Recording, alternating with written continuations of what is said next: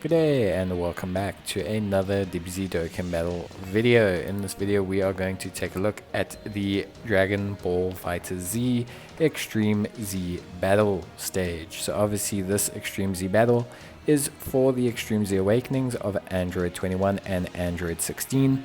Super Int and Extreme Int and Super AGL and Extreme AGL units that are of the crossover category will be the most effective here. It doesn't really matter too much, if I'm honest, because the crossover category is so small. They've kind of made the event just clearable by having crossover category units. You will receive awakening medals for both Android 16 and Android 21, and you will also receive some green Grand Kais and some strength Grand Kais as well. Their passives have been rapidly improved. We'll go through them in more detail when we review the units, but essentially they both got quite massively buffed, which was really good. And honestly, about time. Both of these units have been pretty bad for a while, so it's actually really cool that they've done this event and basically improved them quite rapidly. There's a couple missions essentially just for awakening the units and getting their essays to 15. The cool thing about Android 16 is you can farm his SA. All you have to do is do the Super Strike mission and you get a farmable version of Android 16 that you can use for his super attack level, so that's pretty cool. In terms of the crossover category, obviously the main lead you're going to probably want to use is the SS4 Vegito. He's going to be the #1 lead to use, but there's multiple leads now. There's Mecha Deborah, who you can switch to when you're facing Android 21. And of course there is SS4 Vegito. You can use just a Dragon Ball Heroes team with Demon Goddess Toa as the lead. You can use one with AGL Deborah as a lead. It's just going to depend on what units you have and what units you've managed to pull off of the Heroes banner. So yeah, overall pretty much we're just going to run a kind of hybrid team. You want to try and avoid I guess at most, having AGL units that are weak to tech type, or having strength units that are weak to AGL type, and then you can pretty much just run whatever else you want. But for the most part, there's not that big an issue with what you run. Generally speaking, the stage has been tuned or balanced over the fact that a lot of people are not going to have multiple dupes or anything in any of these units. So for the most part, you should be more than fine doing this event, but obviously I would suggest just trying to avoid bringing as many type disadvantage units as you can. Android 16 will be the beginning, and then eventually you will change up at a certain point to Android 21. For the most part, it's pretty straightforward. When you're facing Android 16, obviously try to have as many int type units as you can, and when you are facing Android 21, obviously try to have as many AGL type units as you can. Obviously SS4 Vegito is the best crossover lead, so you probably want to be a little bit careful when he's on rotation. But I mean, and even when Android 21 fires a super attack against him in the final stage of this Extreme Super Battle Road stage, he doesn't one-shot kill him or anything. So it's honestly not that hard. Like, you can just keep SS4 Vegito and you can just farm the stage. You can just push on through the stage. You shouldn't have any real issues taking on this Extreme Z battle. And yeah, it's relatively straightforward. As always, with every Extreme Z battle in the you don't get, it's not like an Extreme Z area, you don't go left or right, you just do the stages. You'll receive the appropriate medals for the unit, so you'll get bronze, silver, gold, and then rainbow. And yeah, that's pretty much it. So we'll skip across obviously to where level 10, level 20, and level 30, and then we'll just take a look at how we go there. For level 10, they are now immune to stunning and reduction of defense. Nothing too major at this point. If stunning was a large part of your strategy, that's now obviously dropped away. But for the most part, this shouldn't really be a massive surprise to you or a big issue.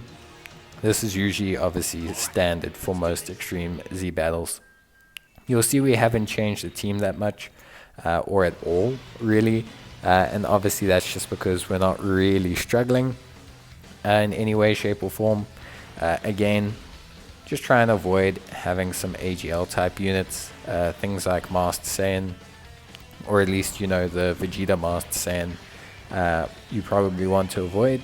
And maybe Deborah at this stage you probably want to avoid. Darkness Toa you probably want to avoid. Just some of those crossover units maybe you want to keep out of your lineup. Bardock as well. But at the same time, if you do have them, if they're all you've got, or you just can't avoid putting some of them in your team, again, the event's not so difficult that is not plausible for you. So yeah, that was stage 10. Again, pretty rudimentary. At stage 20, obviously things have changed a little bit, and we are going to take on Android 21. So there's obviously been that slight change up. They switch over at about stage 16 or 15, I believe. And yeah, now immune to super attack ceiling, can't have attack and defense reduced, and of course immune to stunning. You'll see pretty much every type is still there, just not physical. Physical is the only type that is not got any kind or has reduced effectiveness. So yeah, that's realistically it. But Vegeta will still be fine defensively, so again, it's not really a huge issue. The Android 21 portion is pretty much the same then until stage 30. Obviously a strength unit, you don't really fight anyone else. And yeah, units like Bardock will gain increased performance because obviously he's now AGL type, he is crossover type, so he's going to be a go-to unit for you. If you want to, you can bring in the units like Deborah, you know, Darkness Toa, Mecha Deborah, all those kind of units are now really going to help you out. And if you want to float them all into your team, you will obviously do the event a lot faster. So that is just generally how things go. But again, like I said, I mean, I ran the entire event, wasn't really having too many issues with anything at all. The only realistic problem was that, you know, SS4 Vegeta doesn't do that much damage to Android 21, which, you know, is clearly because he's physical type and she is strength type. So yeah, but again, nothing too crazy. The event was, yeah, really chill, and I think it's designed to be like that. I do not think it's an incredibly or designed to be incredibly challenging. For the most part, I think they do understand that it is going to depend a lot on the units you've summoned, and if you've summoned before, you'll have a lot more options than if you were someone who's only summoned now on the banner. So yeah, from that perspective, I definitely feel like they did understand that and they balanced the entire event to be that way. And now we'll move on finally to stage 30. Nothing's changed here. Immune to stunning, immune to ceiling, immune to attack and defense lowering, and the typings have remained the same, so there's really no difference. Basically, it's just increased difficulty compared to stage 20. So no difference in tactic here. We are just going to use Trunks just for the sake of using Trunks, because I still don't have him and I'm feeling a large cavernous hole within my soul. But yeah, we will use Trunks. This person has a Rainbow Trunks. I do not have a Rainbow Trunks. I do not have Trunks at all. And so yeah, we will be using that Trunks just so I can get a look at what he actually looks like in all of his glory. And beyond that, we'll pretty much finish up the event. Just be aware when you're using Trunks as a friend lead, he is only a Dragon Ball Heroes lead type. So obviously units like my Bardock, for example, are only running under one lead currently. But I'm not too phased, because again, the stage is not that hard, and B, I just really want to use Trunks because he brings meaning to my life and, you know, everything I've been doing these last couple of days. He's all I have and all I really want, so I don't have him though, so I only want him. But anyway, beyond, you know, my lack of Trunks, the stage pretty much remains the same. You know, nothing should change from your strategy. If you have gone the more Dragon Ball Heroes orientated route, just remember you can select Trunks instead of Vegito. If you have crossover units, you're going to need to select Vegito or another crossover lead like Mecha Deborah, so that you keep those units covered in your leader skill.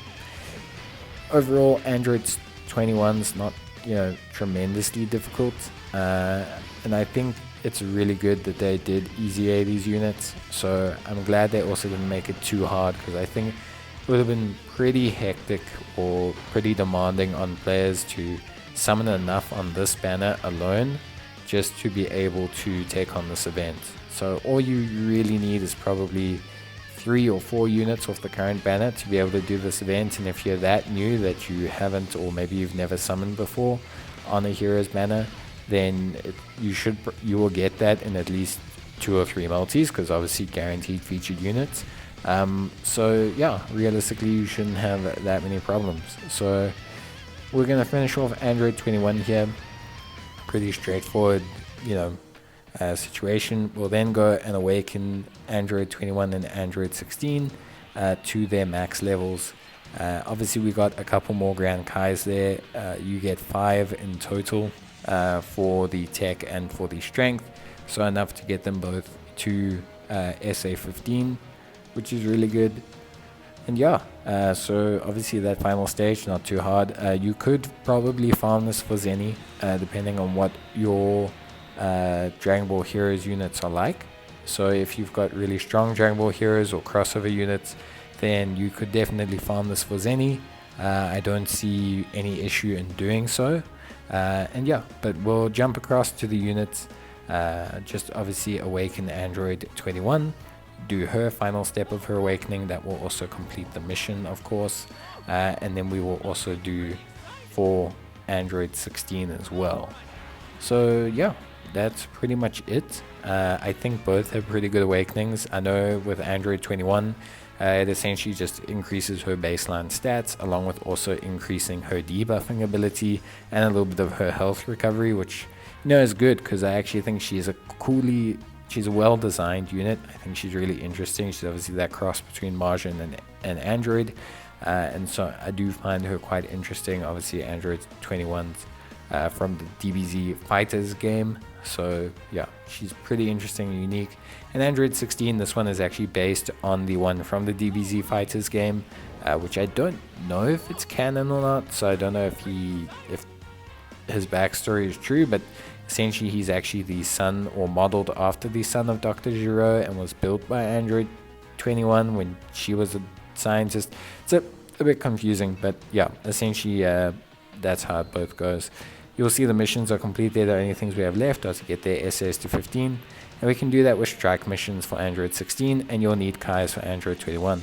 But that's it from me, guys. I hope you enjoyed the video, and as always, stay safe, and I'll see you guys in the next one. Until then, take care, and bye.